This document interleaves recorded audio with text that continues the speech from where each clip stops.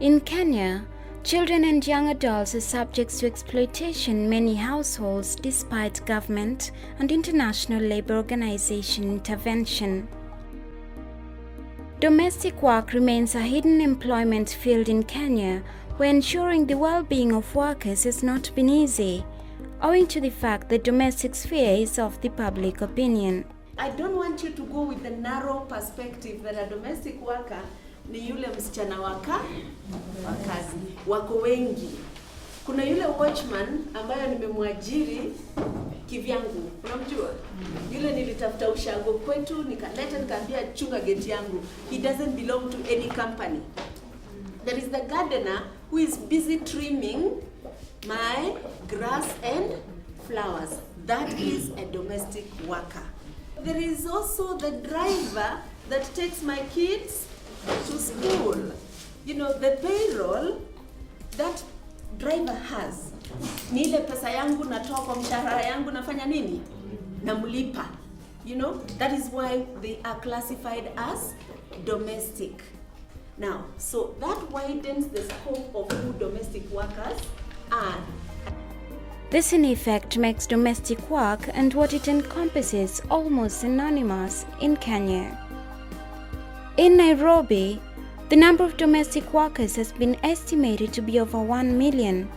Almost all of them are young and owns no property nor skills, a situation that leaves them a vulnerable population living in severe poverty. There are many children who are actually doing domestic work in the country. Now, the labor laws in this country allow anybody who is 16 and over to work. However, the Constitution says if you are below 18, you are a child. If I have employed anybody who is 16 years, I can tell off the labor officer and say, hey, this guy is supposed to work. And the education officer comes in and says, no, this guy is supposed to be in school. Children structure a great number of domestic workers.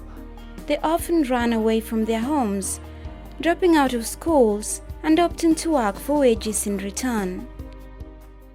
Yenye mi iliniudhi zaidi, nilifanyia mama kwa muda mrefu na hiyo nyumba ilikuwa kubwa na hata tuko tumeongea maneno na pesa.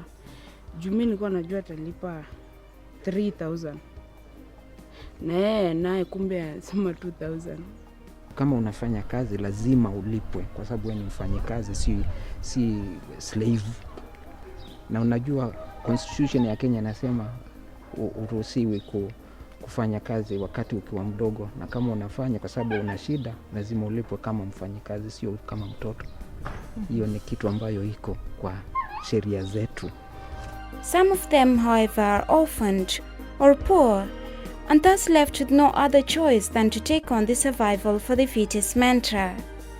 Mimi nilivutwa na wasichana. Venye naona wanaenda wanajiriwa maid, wanapata pesa.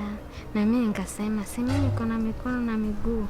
Mpaka mimi acha niende nifanye, nipate hizo ndoo. Nikatoka shule, nikaenda kwa mabeste. Kwenda kwa mabeste, wakanitafutia kazi. Nikaenda mwezi wa mwezi, nilikuwa nalipwa 2,500. Umeona mwenzako kama amevaa nguo smart na wewe hauna hiyo nguo, na ukiweza ambia mzazi wako akununulia na kuambia hana hiyo pesa kukununulia, sasa uende ujitafutie kazi ununue hiyo nguo kama hizi kukununulia. As a result, child and domestic workers find themselves cocooned in the confines of their employers, often mistreated and violated. Nikamfanyia kafika mwisho wa mwezi, akachukua 1,000 akatumia ule mtu mwenye alinipandisha gari. Saa mimi akanipea 1,000. Nikamuuliza mbona unanipea, inatakuwa tumesikizana aje? Akaniambia hapana, kwani ukipanda gari huko umeambiwa inabidi nimpe juu yeye alikutafuta, hiyo kazi lazima nimlipe. Saa ile wakati tukagombanishana na yeye, akaniambia, nikamwambia basi mimi nataka kutoka. Mimi sitaki hata tena kuendelea kazi. Akaniambia kama unataka kutoka chukua manguo zako, na akanipea 500. Nikamwambia na transport ya kutoka hapo mpaka Kakamega ndatoa wapi? Akaniambia hataki kujua. IDAY International drafted a plan dubbed Domestic Workers Project that focuses in evidence-based advocacy and sensitization to ensure the protection of domestic workers from the brutal violence, ensuring they are treated with the respect they deserve, protected by law, and are educated through vocational literacy training programs. Sisi tukizungumza tuna uwezo wa kuzungumza na kusema hii hairuhusiwi kwa sababu ya kitu fulani. Kuna watu ambao wabelieve kwa hiyo kitu inafanyika, hata unaweza kufanyia mtu mwaka mzima na anapeana pesa anakupa 1,000. Kuna wengi ambao wabelieve. Sasa tukienda kwa serikali ama tukienda mahali popote ama kwa hao watu ambao wana employ, tunaweza kusema tuna ushahidi, tumesikia hizi story. Last year, in partnership with CEFA, Ministry of Education and PALM, they launched a survey of domestic work in 15 counties in Kenya to determine attributes of the target group which would enlighten any action domestic workers. This is an industry, I would say, just like another. And the fact that somebody has chosen to work in domestic work is no less an employee than a person in the office.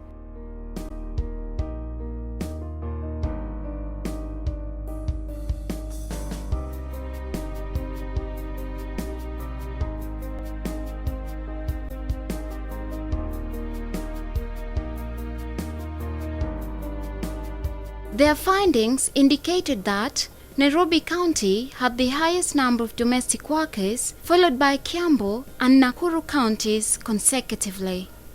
It was also noted that there are more women than men in the domestic work industry. These findings underline the significant role played by domestic workers. They offer the much needed support to workers in the other sectors of the economy. And if so, then anybody working either in the house, they should get their due wages just like anybody else.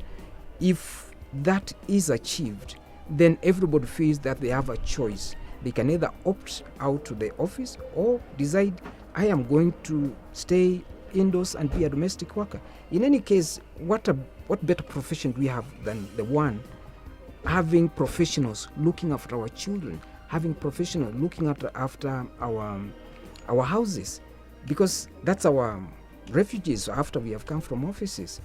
Right now we are living the most important part of our lives to quacks. Sahi 90% of children are working as housemaid. So lazima mfanye, before mnyi wenye mchukue hatua, lazima mwanzo government iangalie hiyo compounding. Some of the counselors in this Kenya, they should take a group of girls, they just advise them and they tell them to stop the early pregnancy. Also, parents must do their responsibility to make sure that their children are getting enough education and they have their rights.